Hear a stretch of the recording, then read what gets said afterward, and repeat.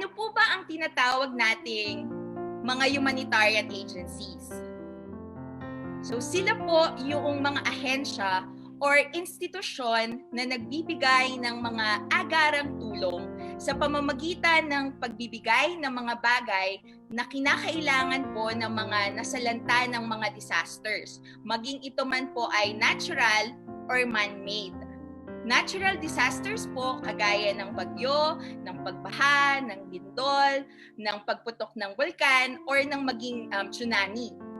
Halimbawa naman po ng mga man-made disasters ay mga gyera, terorismo, aksidente sa transportasyon, aksidente sa pagmimina, at marami pa pong iba.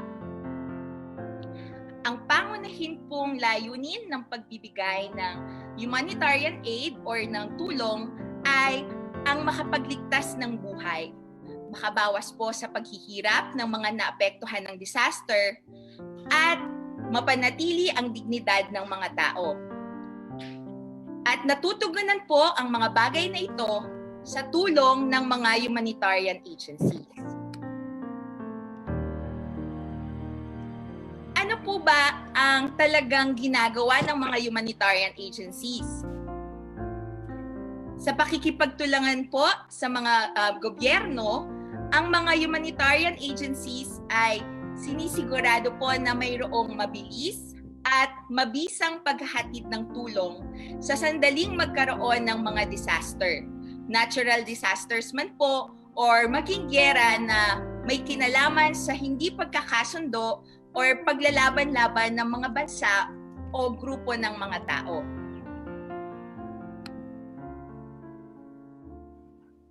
Ano naman po ang ADRA? At ano ang ginagawa ng ADRA? Ang ADRA po, or Adventist Development and Relief Agency, ang humanitarian arm ng Seventh-day Adventist Church. Ang ADRA po ay naririto upang maglingkod sa sangkatauhan upang ang lahat po ay mamuhay ng naayon sa nilalayon ng ating Panginoon. Sa ngayon po, ang ADRA ay mayroong opisina sa 118 na mga bansa sa buong mundo. Kabilang po dyan ang Pilipinas. Kaya mayroon po tayong ADRA Philippines na mahigit sa 30 years na naglilingkod sa ating mga Pilipino.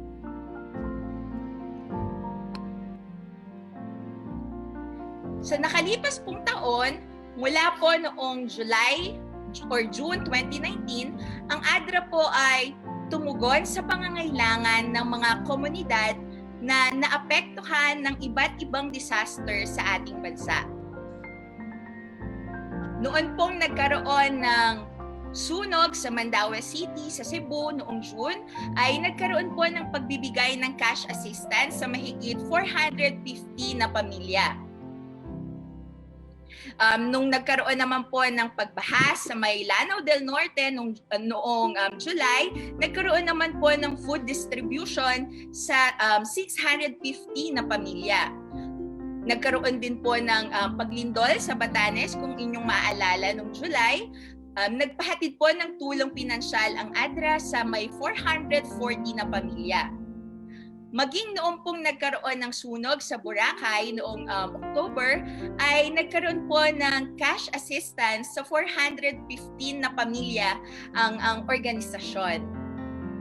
Noong pong November, kung inyong maaalala, ay nagkaroon ng isang malawakang pagbaha sa may Northern Luzon sa Cagayan. Nagkaroon po ng distribution ng food packs ang ADRA sa may 500 na pamilya. Parehong buwan po, noong November din, ay nagkaroon ng malaking sunog sa Mandaluyong at nagbigay po ng cash assistance sa 415 families. Noong pong October hanggang noong December nung nakaraang taon, kung inyong pong matatandaan, ay nagkaroon ng sunod-sunod na paglindol sa Mindanao. At ang ADRA po ay nagpaabot ng tulong, mga shelter repair kits, cash assistance, namigay din po ng mga food packs, ganun din po ay mga bed kits or mga gamit sa pagtulog. nakaabot po sa 5,336 na pamilya ang tulong sa mga naapektuhang komunidad. Bago po magtapos ang taon ay nagkaroon ng bagyong Tisoy, na kung saan ay nasalanta po ang Albay, ang Sorsogon, ang Masbate, maging ang Occidental Mindoro. At ang ADRA po sa tulong ng mga taga-suporta ay nakapagbigay ng food packs, mga hygiene kits, at ganun din po ay mga shelter kits, mga tarpaulin sa may 5,500 na pamilya. At bago magtapos ang taon, kung inyong maaalala, nagkaroon pa ng huling bagyo, si Bagyong Ursula, na tumama po sa may Samar, ganun din sa may Mindoro. At ang ADRA po ay nagpaabot ng cash assistance sa may 1,170 na pamilya. Sa pagsisimula po ng taon ay pumutok ang Bulkang Taal. At ang ADRA po ay nagbigay ng bedding kits at cash assistance sa may 3,442 na mga pamilya na naapektuhan. Pinakahuli po nitong May ay tumama ang Bagyong Ambo sa may Eastern Samar. At tayo po ay nagpaabot ng tulong sa may 1,003 na pamilya.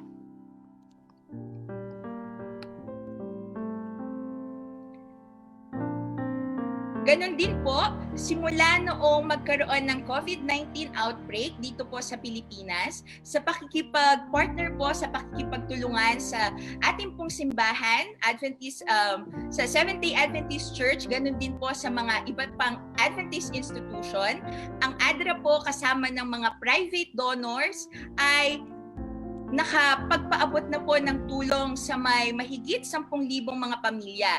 10,100 families po ang napaabutan natin ng tulong sa pamamagitan ng pagbibigay ng 56,220 na kilo ng bigas, 1,180 na litro po ng mga disinfectants, 2,360 bars ng sabon, at 272 na galon po ng mga alkohol sa iba't ibang probinsya ng Cavite, Benguet, Camarines Sur, Iloilo, North Cotabato, South Cotabato, Sultan Kudarat at sa Maguindanao. Tumulong din po ang ADRA upang maipahatid ang may mahigit sa 11,000 na mga face mask sa 7 ospital sa Cavite, Isabela, Metro Manila, Northern Samar, Negros Occidental, Bukidnon, Davao del Sur, at yan po ay sa pangunguna ng Adventist Health System. Patuloy din po sa pagbabahagi ng kaalaman na may kinalaman sa COVID-19 ang ADRA sa pamamagitan po ng ADRA Facebook page at iba pang social media accounts at pamimigay ng mga IEC materials.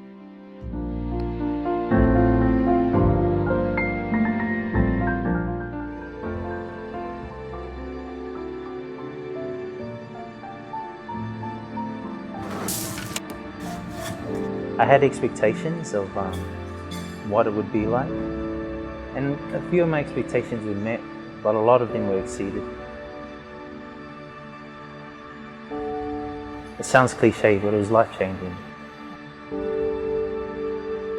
The Bajau community are a bunch of beautiful people, always smiling, always helpful, attentive. We're building a water pump to help provide clean water, and we're also building lecterns for them to go to the bathroom. In terms of sanitation and all the... Just never thought I'd see the things that I saw here. People just... It's going to bring a lot of good to the community, especially for the little kids. Giving us something to use to bathe in, shower, drink. Also with the latrines, something clean for them, where they can go toilet in privacy, especially. Because right now they just go wherever, whenever, and yeah, it's not the best. you can see in their faces how grateful they are for us to be here. Now I'm going to get emotional. The Bajal community, they light up our lives every day. They make it worth us coming out here.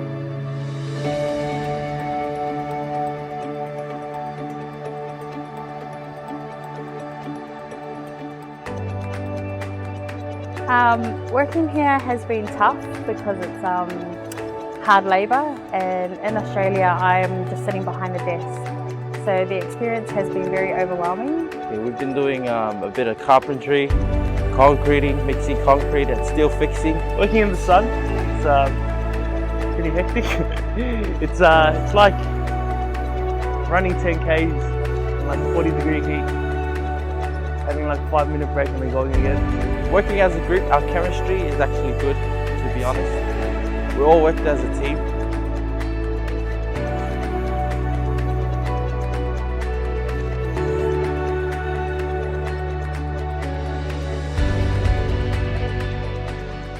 I think the biggest part that really impacted me was just getting a chance to meet the people, putting a face to all the brochures that we'd read about them. Coming from a developing country, like most of us here in the group, I thought I had a rough idea of what poverty looked like, but I was so wrong. And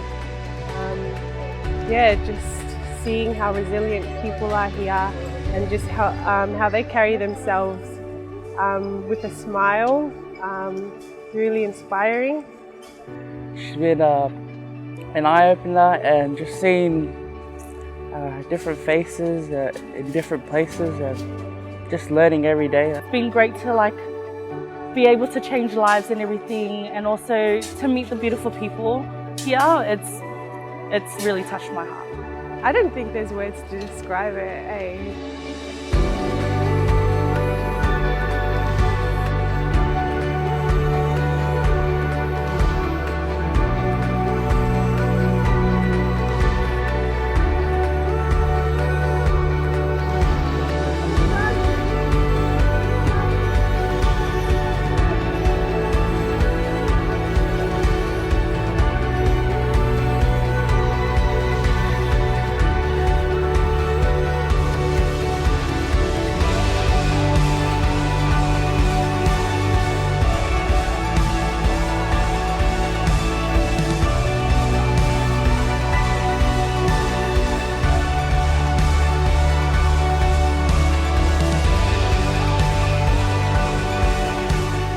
The Bajal community have taught me to be thankful for what we have, to not take advantage of life itself, to love one another unconditionally.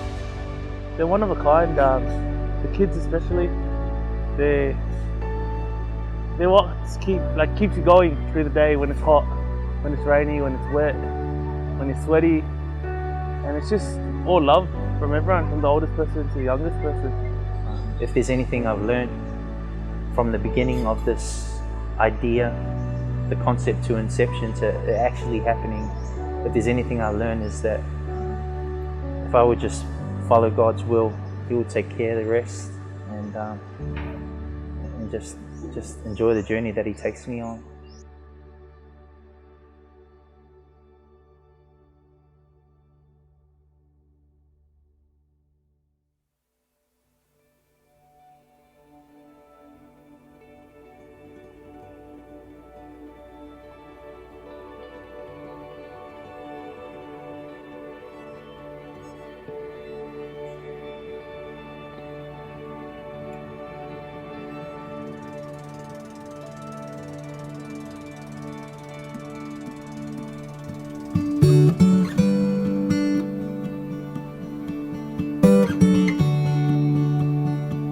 I think it's such a great opportunity to be able to do service through, in other countries.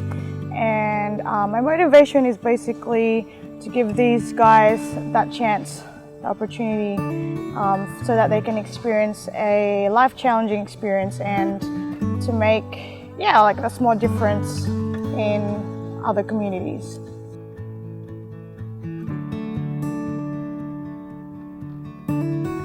I joined the trip because I really wanted to visit the Philippines. I've always wanted to. And I thought, oh, what better way to do it than on a mission trip. So we've renovated a kindergarten, and I just think it's been really fun just getting to play with the kids. Well, I've heard that the kids have a long way to walk to get to daycare, and I think this is going to be not only closer for them to walk, but I think having a new facility, it's going to bring a lot of excitement and energy, and I think hopefully it will encourage them to be creative. It's very colourful. I don't know if the camera can see, but it's going to be very colourful.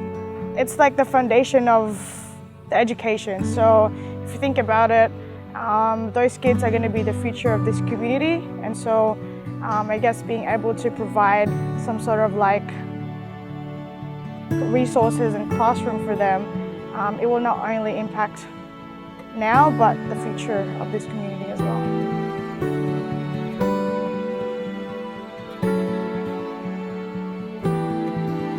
Coming onto this trip, I didn't know everyone on this trip. Well, at first I was kind of a bit worried about how I'd get along with everyone in the team. But coming here, yeah, there's some pretty good people. They're really fun to be with. It's awesome to see everyone grow together spiritually, as well as in our friendships and relationships and whatnot. I think it's brought us all together. We didn't have a lot of time as a team before the trip, and coming here we found it easy to glue together. So far, like, I've gotten along with everyone. I've made like friends, and I know that I'm going to have them forever. Coming through to 1 week and a bit now, I'm pretty glad to say that I wouldn't want to travel again with any other group than this group. Coming this far, getting to know the people in this group, they've really helped me, you know, forget about home, kept me going, encouraging, and I guess this is a good bunch. It's a great bunch, great people to be around. I'm glad I can walk away from this trip and call them family. Yeah.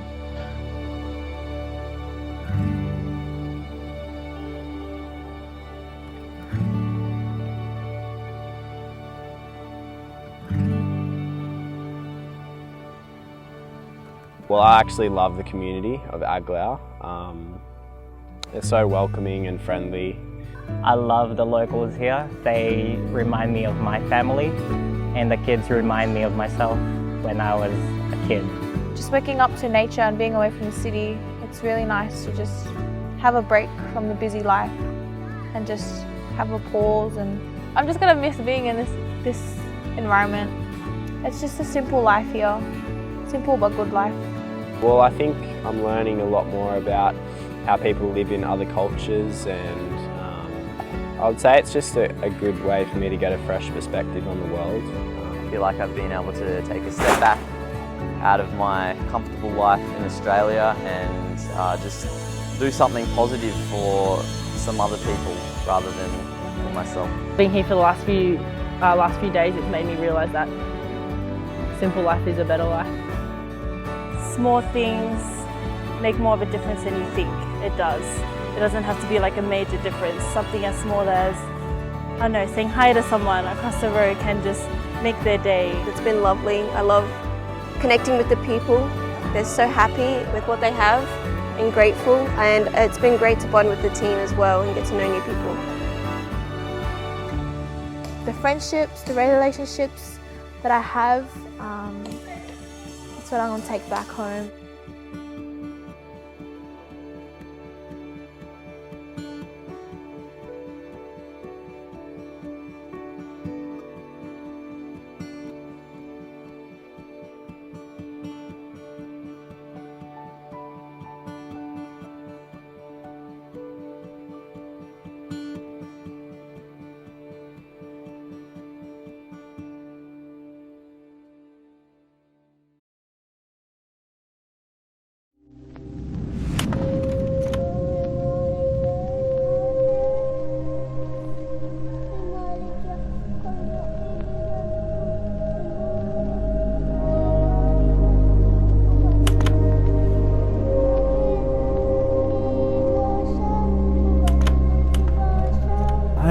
Noel Buligon, and I live here in First Gate, Ukab, Itugon, Benguet.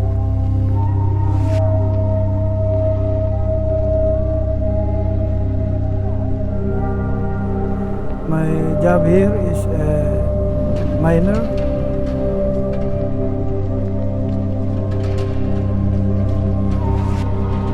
And a tricycle driver. I have 6 children.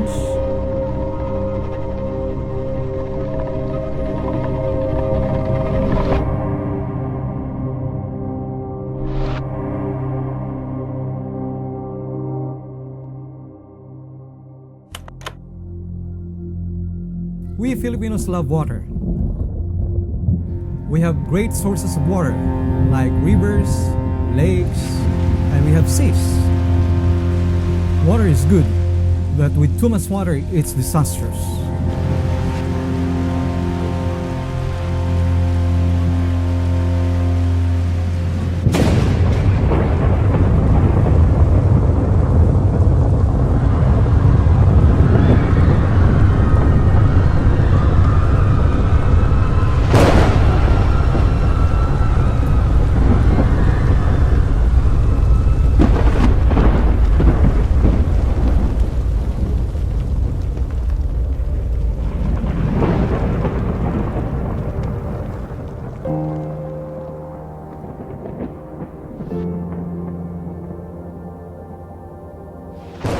At that moment, my wife and my son looking at my small grocery store.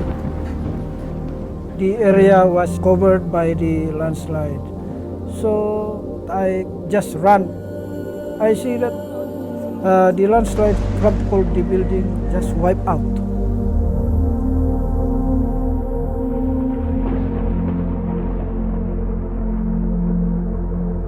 I want to see my family.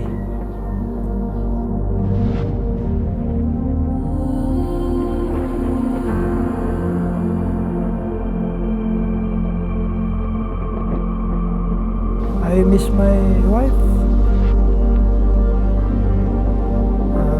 It's hard.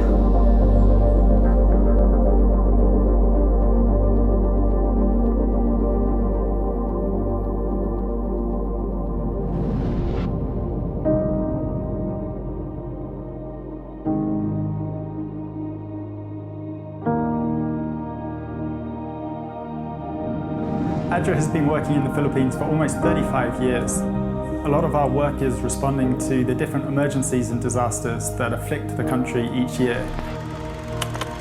When Typhoon Unported hit the Philippines in September 2018, it was the largest typhoon to hit the country that year. ADRA responded immediately, and with the support of our local church partners in the area, we were able to respond to the needs of the people affected.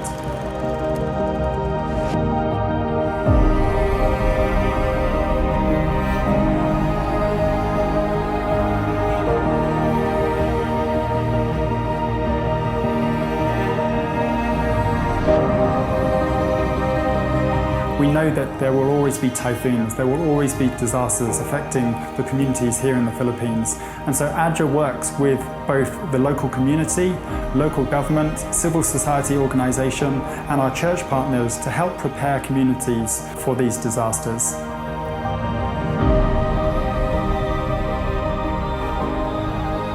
If my wife, if she is here, he said, just continue what we are start to our family.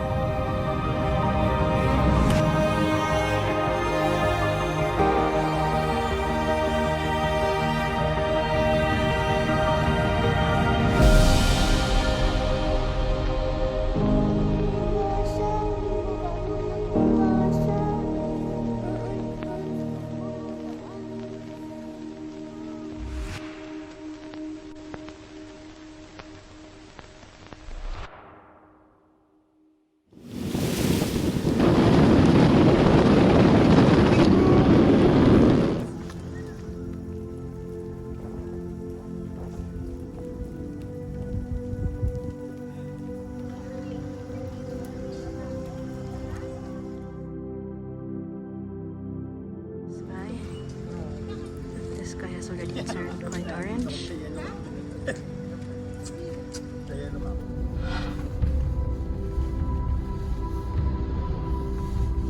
Parang naka-black and white na sir, na filter.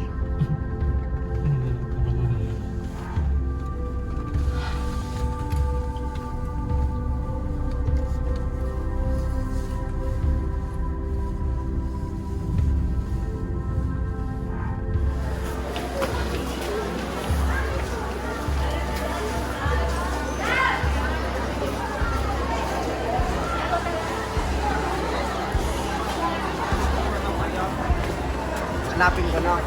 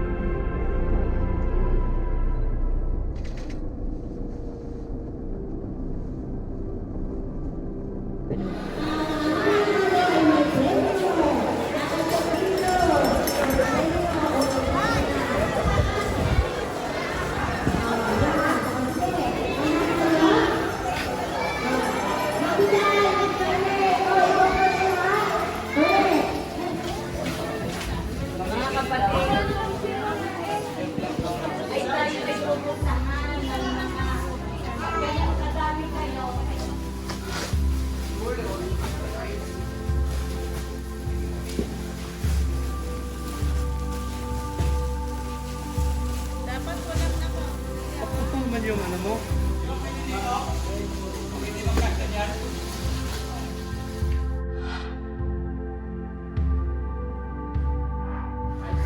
Bigay po doon kay sir. 587 po. Bigay na kay sir. Next na po. Yung sinusunod na natin.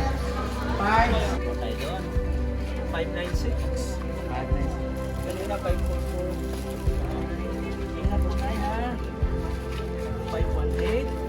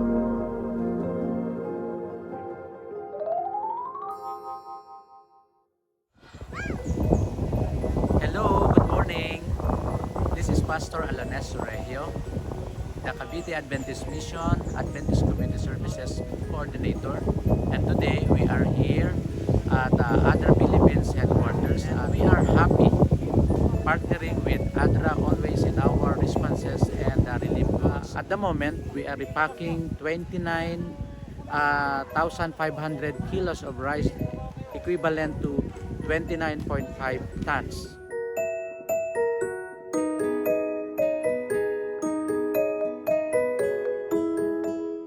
Hello, I'm Sandra Zamora, ACS President of Cavite Mission. Our motive that we are here this morning and since last night, because this is our passion as ACS members of the church, that we can help through ADRA this kind of activity for our community.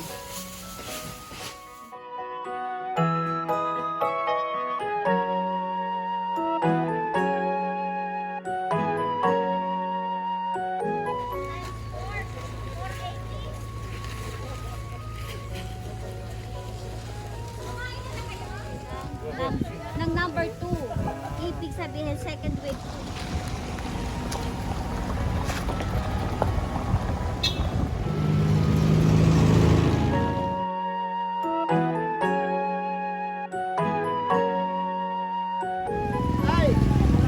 Salamat po, Sandra.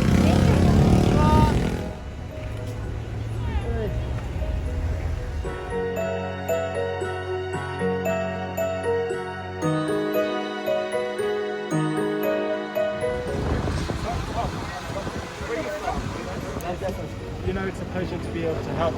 You know, ADRA, we've been here a long time.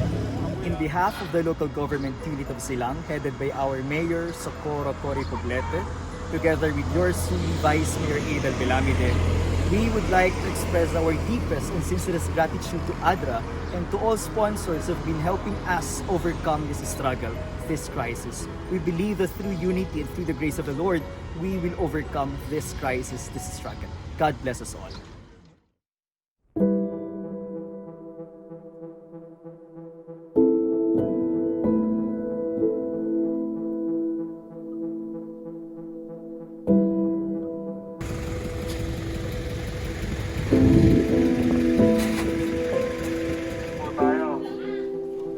Tayo po ay magpasalamat sa ADRA na sila po ang nag-sponsor ng ating bigas. 25 kilos din po yan.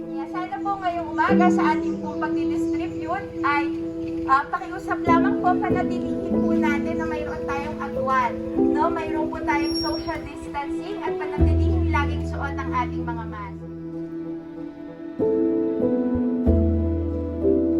Ang nagawa sa amin ng itong COVID, 2 buwan kami hindi nakapagsimba, na sa bahay lang. Yung asawa ko ay gwardiya, tapos yung anak ko ay nagtrabaho sa isang ospital, pero nagsarado muna yung OPD. Hindi naman kami pinabayaan ng mayor din, nagbibigay naman ng bigas, mga dilata, tulong-tulong lang. Mas grabe ma'am ang COVID kasi yung sa Taal, Bulacan, nakatakbo pa kami kung saan. Pero itong COVID, hindi kami makakatakbo sa malayo dahil hindi kami pwedeng umalis. Kaya ang isip ko, nananalig na ako sa Panginoon, siya na ang bahala. Kaya ako'y nagpapasalamat din sa ADRA kasi malaking tulong ng binigay nila sa amin. Lalo nang itong mga tao dito nangangailangan din, yung mga bigas, malaking tulong sa amin.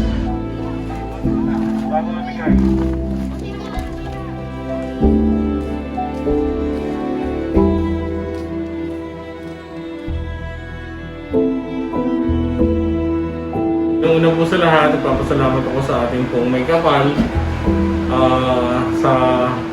lalo na sa inyo, naging instrumento kayo sa pagbibigay ng tulong. At hindi po na maliit na tulong, napakalaking tulong po yun para sa amin. At sa ADRA, napakalaking tulong ever since po na pumutok ang bulkan, nandito na po kayo sa tabi namin. At sana po bigyan kayo ni God ng malakas sa pangangatawan, at maging successful po lahat ng maging activities ninyo. God bless po sa atin. Mag-ingat po tayo. Stay safe everyone.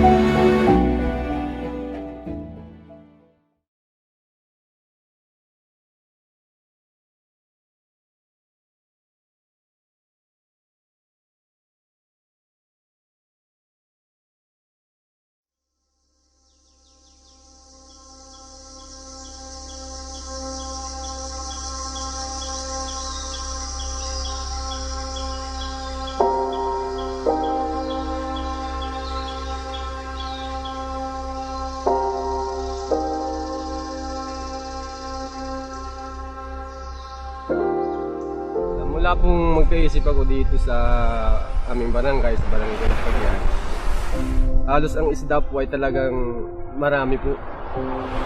Kasi noon pa nag-aaral na akong mangisda hanggang ngayon sa panahon na ito.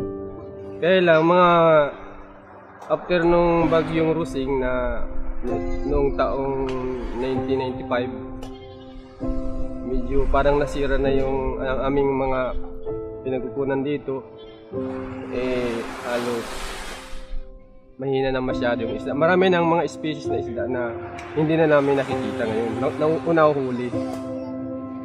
Saka isa na rin, sa dami siguro ng populasyon, kaya medyo nakaramdam na kami ng parang sa paghanap buhay ay mahina talaga masyado.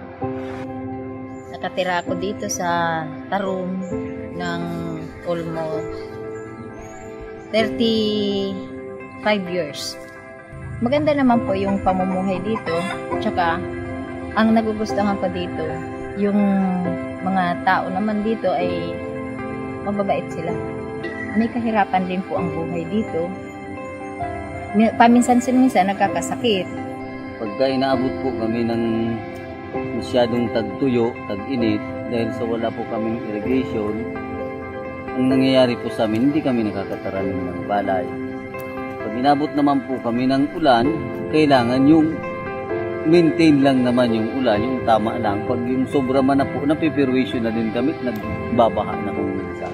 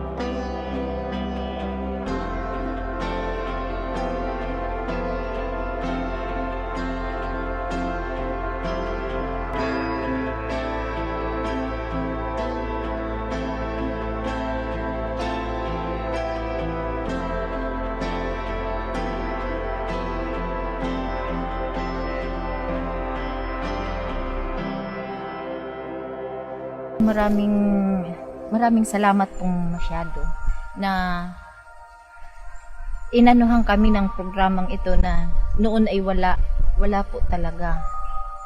Ngayon, nakita po namin na talagang malaking tulong o naging bahagi sa amin itong ADRA. Lalo na sa yung mga donors ay hindi sa amin nagsasawa na tumulong. Kasi ngayon lang po namin naranasan ang maraming natutunan sa mga training namin dito. Siyempre, nagpapasalamat na lang po ako sa ADRA Saram at sa lahat po ng ng ADRA from New Zealand, sa inyo po sir. At kahit pa paano po ay may natutunan din kami. Malaki rin po ang naitulong sa amin kahit hindi sa pang-financial, sa amin lang mga sarili na dito sa pamumuhay. At lubot na turuan po kami. Tapos dagdagan yung sa aming ibang mga pagkakitaan, tulad po ng lapu-lapu. Ipagpapatuloy ko po ito, sir, at sa tulong ng Panginoon, sa tulong ng ADRA, pinamana ninyo sa amin itong magandang teknolohiya pong ito na mapapakinabangan ng mga maliliit.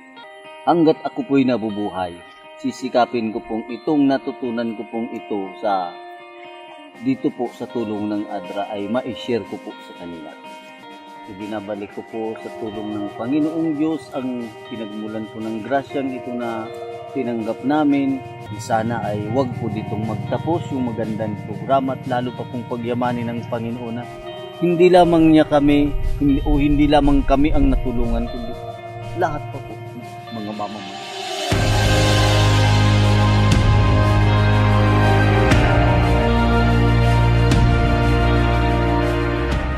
With the Saram project, we have worked with more than 1,500 families in Camarines Norte.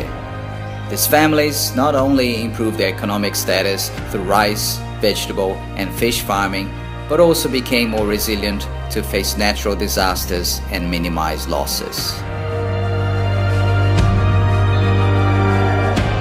We thank our ADRA New Zealand and MFAT partners for their financial and technical contribution, but above all, our Lord for giving ADRA Philippines the opportunity to serve so many families through this project.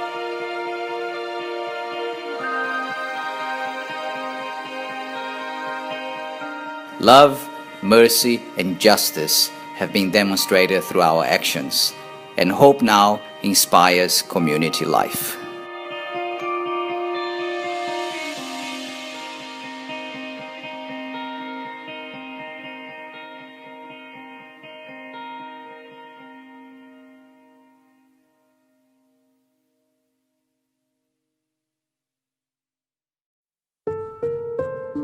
Ang Pilipinas ay prone sa ganitong mga hazard kagaya ng bagyo.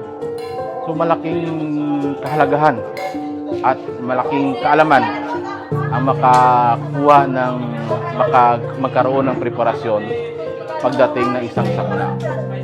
Sa napakanto ako diri na nagaulan, ulan-ulan, silingko amo ini ang ginatawag nga real na drill, disaster drill sa aton subong nga aga. This program, the event, it was facilitated by the ADRA because yes, we are implementing a livelihood development project that ADRA is playing a big role just to sustain the livelihood of the people here. So, ilabi na gid ning okasyon ang simulation drill. Dako nga bulig sa akon tungod sang una hindi ko gid ma-appreciate ang labi na gid sa natabo sang Yolanda. Pero ini subong dako nga bulig sa akon kay tungod bisan ang ginimbitar nga banwa kag iban nga barangay nalipay gid sila tungod nasaksihan nila ang aktwal nga hilimuon diri sa barangay. The key purpose of this intervention is to protect lives as well as the livelihood. Ini first time nga natabo sa amon nga banwa nga ginahimo naton nga simulation nga gininbitar kaupod ang Provincial Disaster Risk Reduction and Management Office in the person of Dr. Jerry Bionac. This is a hands-on activity to be participated by the residents themselves, the student, same is true with the municipal officials and the members of the Barangay Risk Reduction Management Council headed by Mayor Millard Villanueva. Nagkaroon sila ng malaking dagdag sa kanilang kaalaman with regards to tinatawag nating evacuation management.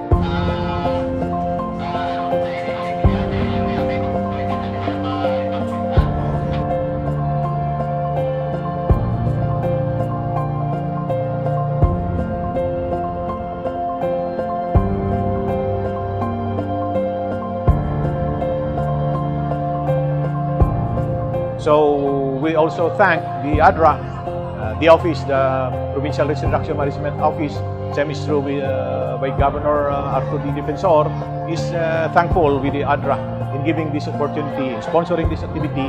Out of this, it is an opportunity being given to this barangay to have such simulation. Kabay pa nga ini nga hiliwaton, ma-replicate naton sa ibang pagin nga mga barangay. Para bilog nga banwas ang konsepsyon sa 25 barangays, handa kang kabalogid kung ano ang response nga imuon nila sa tion nga magabot ang kalamitan.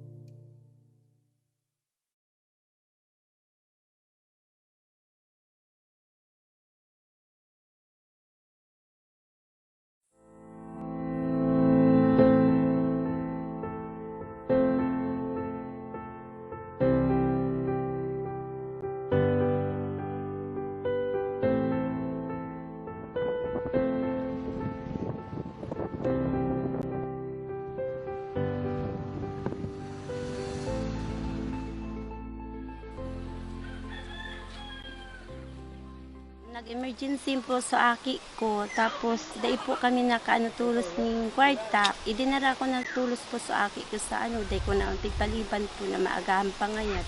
Nag-dehydration po siya.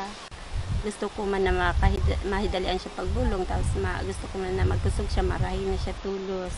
Panahon po ngunyan man masakito na basta ka sana po magdalagan sa kaparihong ti Usman, marisa na sok ni dumanan ko kung igwa pong kwarta kung dai. Dakula pa ang tabang sa muya na nakalungko tulos duman sa bulsag ko. Ang hanap buhay ko, pagtanom ng gulaman. Kaya ito, pagbubusa ko nag-iba sa compressor. Kaya ito, sa kata na-stroke sa katabay.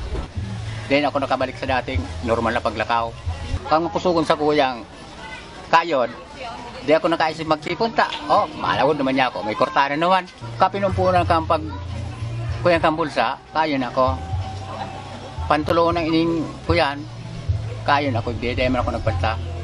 Nakabakal man ako ng makina, nakabakal man ako ng bangka sa pag-share out ng itong inot. Kaya pasalamat kong maray sa bulsa tanakulang tabang. Sa puros kami, supang nga ko na niresolveran. Kaya ito dati, kadakol para sugal. Ngunyan na nakayon na sa bulsa, mayo naman ako nailin na para sugal pa. Mas di mayo na ang bulsa, pagpadagos may magiraray sa muyang pag-urunyog. Dati po, haloy na po akong panumpira na po ang aki kung iyan talaga di ako nakanood magtipon. Igdi lang po sa bulsa talaga ako nakanood magtipon. Minsan pag araw na kayo ng panahon, mama, masakit na po ang hanap buhay. Igdi ma'am, kaya kung may savings ka talaga ma'am, magakalong katulos ng pangangaipuhan mo. Importante ma'am ang dapat masarig kung harong araw kang birdi sa naiging paros. Nagtataral buha na ang atop, saka dapat may halangkaw na harong ta kung pigbaha may madalaganan minsan sa evacuation pano na. Dahil po hindi sa nakapatindog talaga ako kang harong na yan ho, kaya pigdag malaki ko talaga ang harong na inahali ko yan igdi ko sa bulsami. Sa muyang grupo po garon puro yung kami nagkakaberestuhan igdi sa sa grupong iniho, saka garon nagkakaigwa kami baganing garo maray na pag-ireba. Makusog na po ang buot ko talaga ma'am na ipadagos inihong bulsang iniho miski kami na sana kumbaga arami naman ang dapat minggibuhan iniho sa samuyang grupo, kaya hikayat ko nga nila ang mga tugang ko, mga kataid kong harong na maghulog sindan nakakatabang po na igwa ka talaga.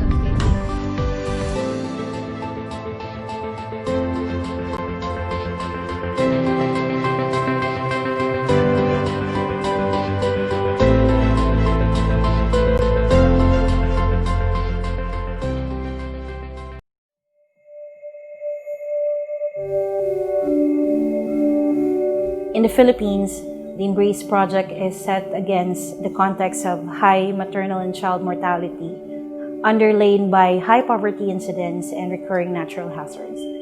when women and men are both engaged in the health and nutritional needs of their family, then there will be improved utilization of essential health services and increased consumption of nutritious and sustainably produced foods, thus contributing to the reduction of maternal and child mortality. Embrace project aims to address the 3 delays: delay in decision to seek care, delay in reaching care, and delay in receiving adequate health care. Nung dumating yung ADRA, madami pa po kaming nalaman, nagabayan po kami at naalaman namin kung ano talaga yung tamang pag-aalaga sa bata. Ang nakita kong pagbabago sa mga kalalakihan ngayon ay kung paano nila alagaan yung mga bata at kung paano nila alagaan yung asawa nila na ngayon ay mas nag-improve silang asikasuhin yung mag-iina nila. Bako sana po ang babae, bako sana ang lalaki, kaya nag-agaw sama-sama sa trabaho sa loob ng bahay. Kung ang gawa kang babae, gagawin ng lalaki. Dahil po sa mga natutunan namin sa ADRA, naging mas malusog po yung mga anak namin. Di na po sila lagi nagkakasakit. Kailangan po nasa tiyan pa lang po siya ng nanay, dapat po maalagaan na po siya hanggang po sa mag-2 taon na po yung bata. Nung wala pa po yung daan dyan, puro po dagat. Minsan po, malapit na silang mga anak, nakakapaanak na lang sila dyan sa bangka po pandagat kasi malayo po eh. Tapos, may nagpapanganak din po dito yung mga partira po. Minsan sila na lang po yung nagpapaanak. Kasi po minsan po malakas yung dagat. Pag malapit ka na pong manganak, dapat po magpunta ka na po doon po sa bayan. Kasi may bahay naman po doon si nanay, yung bahay po ni nanay. Pwede ka pong mag-stay doon. Para po, pag malapit ka ng mga anak, malapit ka na rin din po makapunta doon sa bahay panganakan po. Kang time po na, dahil pa po ako nag-aki, duman po kami sa harong ni nanay, nag-stay. Tapos po marami man po ang pag-ano sa muya, pagtrato kaso naka-assign po naman na tao sa harong ni nanay. Sa equipment na binigay ng ADRA, kumbaga, ito na ang ganda na, nakita na yung facility. Mukha na talagang birthing clinic. Nakakaloha. Kasi hindi ko naranasan yun. Nakakaiyak sir kasi sa more than 20 years ko na dito. Ang ganda. Talagang naturuan ang mga tao rito na talagang dapat mapunta na sa mga hospital upang mabawasan ang mga namamatay na magulang. Kaya napakalaki pong bagay ang naiambag ng ADRA sa aming pamahalaan. Because of the trainings that were given to us by ADRA and pinababa din namin po sa community through our barangay health workers, napaganda po ang naging situation ng aming maternal care. Halos zero na nga po, wala na po kaming maternal mortality for the last 3 years. At ngayon, nang pumasok yung partnership with LGU and ADRA, I think nabago na din po yung situation na lalo-lalo sa nutrition. Yung mga indicators namin, lalo sa nutrition, sa pregnant, tumaas. Para sa akin, masaya. Masaya kasi nakikita nila, yan mo nakikita na talagang inaalagaan sila. As a midwife, pag siyempre wala nang mga maluris, ang mga ina nanganganak na sa birthing facility, nakikita mo na talaga na nararamdaman mo at masayang-masaya ka kasi yung ginagawa mo, na yung effort na binibigay mo sa kanila, nakikita mo sa kanila, sa mga tao. Maternal health, nutrition and behaviour, both before, during and after birth, contribute directly to a child's health and development, not only in their early years, but also as they transition into adulthood. In ADRA, we believe all people are created by God to thrive, and so we strive for a world in which all may live as God intended. We believe that no woman should die while giving life, and that the first 1,000 days between a woman's pregnancy and her child's second birthday offer a unique window of opportunity to build healthier and more prosperous futures. We also believe that the right nutrition in this first 1,000-day window has a profound impact on a child's ability to grow, learn and thrive. As we reflect on the achievements of the Embrace project, that is testament to the hard work, dedication and commitment of so many staff and partners, we are inspired to rededicate ourselves to maternal health and services here in the Philippines so that all may live as God intended.